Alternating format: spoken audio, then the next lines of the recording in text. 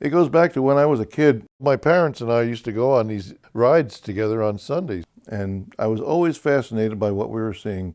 They always seemed to have some interesting story to say, and that piqued my interest and want to know more and so forth. Because this area, with the type of history it has around here, is filled with interesting things. That was one of the things that they made a point of, and it was obvious to anybody who saw it, is that things were changing very rapidly on all fronts. This is the only thing that anybody could do, let alone me, and preserve it, was to photograph it. I've always felt that I had to take my pictures in kind of a measured way. I was more of a documentary photographer than I was an artistic photographer. You either come down on one side or the other. Either you're going to be an artist or you're going to be a documenter. And I always felt that I was a documentary photography person. I tried to bring in artistic elements.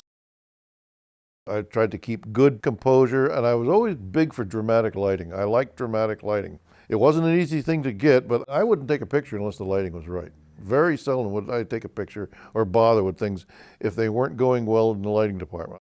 I would come back later on. I would pre-envision what was the good lighting for this subject. And that's why I got good lighting on my pictures most of the time, is because I just wouldn't settle for anything less. So much was happening that you couldn't confine yourself to just one front. I mean, you would have different projects would come and go, like the Rondout project. So what I would do is I would time my visits down there to when I was delivering flowers or something for the florist business that my father had. And I would say, oh, the lighting is pretty good on Canfields. Right now is the time to go. So I used to carry my camera with me, and I'd run down there and I'd get these great shots. And I'm thinking, well, I got just so much time. I got to keep one step ahead of the wrecking ball here. So that made the entire body of work look rather better than it would have if I had just approached it haphazardly. The architecture that was all torn down through urban renewal was mostly built pre and post Civil War. That's amazing. It was a real neighborhood, it really was. Well, I've been all over the country in one time or another, and I have never seen any town that kept its homogeneity from a period that far back as Rondout did.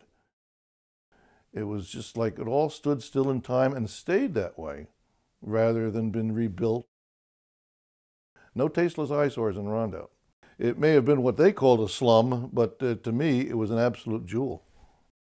There was no retrofitting of more modern architectural elements on these buildings. I mean, it was still the original stuff.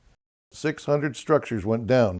But what would happen is they'd tear down one big building, and this would open up views of another building that was never attainable before because you couldn't stand in that spot before. The railroad became a big vehicle for change to me simply because the Ulster and Delaware Railroad was still around, still running trains, still there. But it was on its way out. Everybody knew that. Technologically, when the steam engines went over to diesels, what a change that was. All the different buildings and things and shops and so forth were abandoned and torn down. There was so much action with the railroads, they made them interesting right off the bat. One thing that was constant in all this was change. So I tried to keep busy on all fronts. A good example of change, too, was the change in infrastructure that we saw along the roads and in villages and so forth, stores that were torn down. Barns are a particular example that are good because it's very hard to keep a barn once the farm is gone.